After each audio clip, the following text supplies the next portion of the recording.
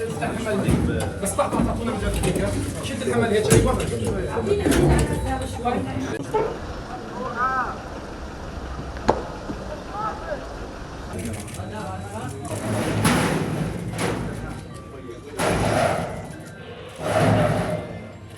ايوه وقف الحرب المجنونة على فلسطين.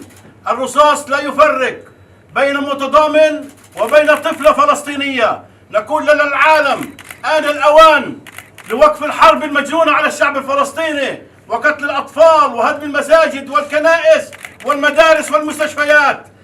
دماء الشهيدة المتضامنة التي تضامنت في ساحات الجامعات الأمريكية اليوم قتلت على أرض فلسطين هنا في الضفة الغربية في بيتا. We got to Beita this afternoon to protest the settlement of Eviatar that Israel has constructed on Beita's lands. People were praying on the land, surrounded by soldiers in two places. As soon as the prayer ended, clashes began between the soldiers and youth from the village. Soldiers immediately started shooting tear gas and live ammunition. We retreated down towards the built-up area of the village. The soldiers took over a strategic point on controlling ground on a rooftop of one of the houses. I've been doing this for 20 years. I could tell you the difference between rubber bullets, tear gas, and live ammunition by their sound in my sleep. The first one hit a metal object and then hit the thigh of a young man from the village.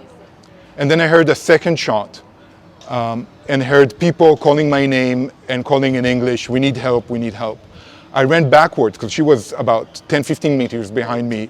I ran backwards into the olive groves and found her lying on the ground underneath an olive tree, bleeding to her death. The soldier had a clear line of sight to her. I put my hand under her head to try and stop the bleeding. We called the ambulance. They tried to resuscitate her here, but failed.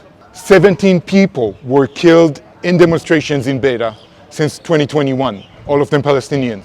The only reason we're hearing about this now is because this is the tragic death of an American. It is part of the repression of the Palestinian popular struggle. It is part of the Israeli escalation in the West Bank, and it is part of the genocide that Israel is perpetrating in Gaza.